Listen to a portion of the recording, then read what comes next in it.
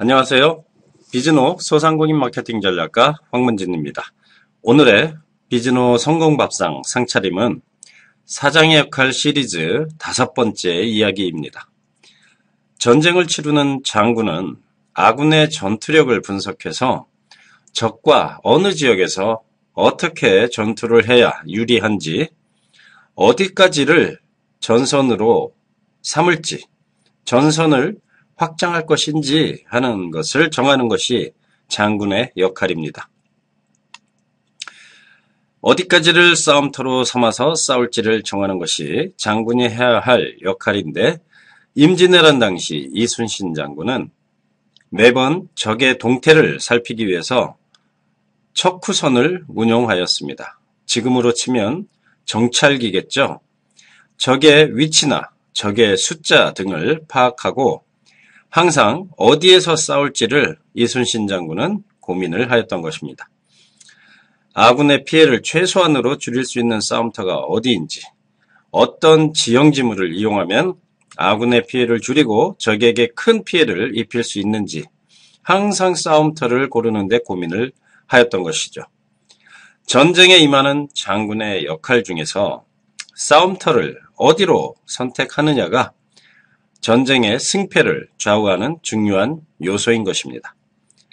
전쟁 영웅인 나폴레옹도 무리하게 러시아 내부 기욤스키까지 진격해서 보급로가 끊기는 바람에 전쟁에서 패하였죠. 이순신 장군의 뒤를 이어 조선 수군 통제사가 된 원균 장군도 마찬가지입니다. 싸움터의 최대 범위를 정하지 않고 왜군의 유인책에 이끌려 어디까지를 싸움터로 삼을지 정하지 않은 채 왜군의 꽁무니만 쫓아다니다가 기진맥진해서 칠천량 해전에서 전멸당하고 말았습니다. 마찬가지로 비즈니스를 하는 사장의 역할 중 중요한 요소가 바로 자신의 비즈니스의 최대 영업지역을 정하는 것입니다. 한정된 인원으로, 한정된 경영자원으로 싸움터만 늘린다 하면 오히려 경영력이 약화된다는 것이죠. 온라인으로, 인터넷으로 비즈니스를 하는 사람에게 오프라인의 지역의 개념은 무의미할지도 모르겠습니다. 인터넷 비즈니스라면 오프라인의 지역의 개념이 아니라 온라인상의 카테고리, 어느 종류, 사업군, 이러한 카테고리를 의미한다고 생각하면 될 것 같습니다. 이러한 인터넷 비즈니스를 제외하고 오프라인상의 점포형 영업을 예로 들어서 설명을 해 보겠습니다. 동네 음식점이라고 칩시다. 저희 비즈노 사무실이 있는 성북구 하월곡동 주변에 있는 식당이라고 하면 이 식당의 최대 영업지역은 어디일까요?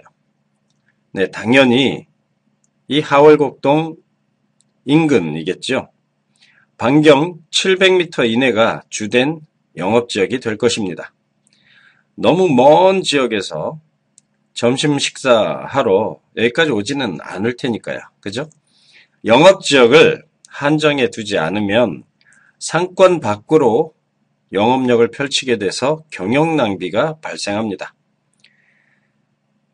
강남의 한 이태리 음식점이 개업 초기에 2천만 원 돈을 들여서 서울 전역에 전단지를 배포한 일이 있었습니다.